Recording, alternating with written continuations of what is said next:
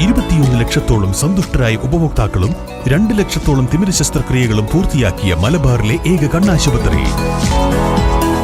Al Salama high hospital, hospital road, Perinthalmanna.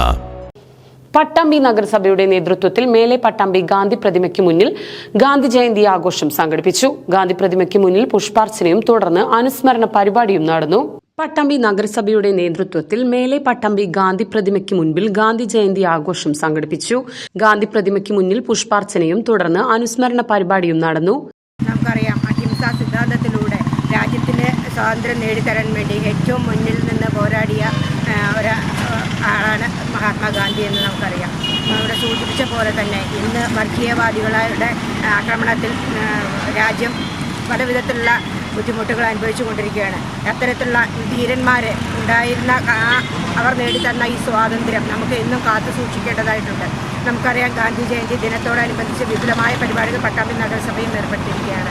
ഇന്ന് നമ്മൾ ഗാന്ധി പ്രതിമയുടെ പുഷ്പാർച്ചന നടത്തി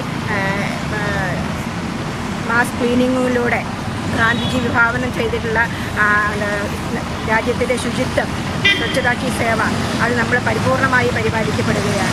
നമ്മുടെ നിരവധിയായ നേട്ടങ്ങളാണ് നഗരസഭയ്ക്ക് ഇത്തരത്തിലുള്ള ശുചിത്വ പരിപാലനത്തിലൂടെ നമുക്ക് നേടിയെടുക്കാൻ സാധിച്ചിട്ടുള്ളത്. എന്തായാലും ഇതിനൊപ്പം നിന്ന് പ്രവർത്തിച്ച എല്ലാ തൊഴിലാളികളും, ശുചീകരണ തൊഴിലാളികൾ, ഹെൽത്ത് വിഭാഗം എല്ലാവരും ഈ അവസരത്തിൽ അഭിനന്ദിക്കുകയാണ്. നഗരസഭാ chairperson O Lakshmikutty, vice chairman T P Shaji, മറ്റു കൌൺസിലർമാർ, ഉദ്യോഗസ്ഥർ, ഹരിതകർമ്മസേനാംഗങ്ങൾ തുടങ്ങിയവർ പങ്കെടുത്തു.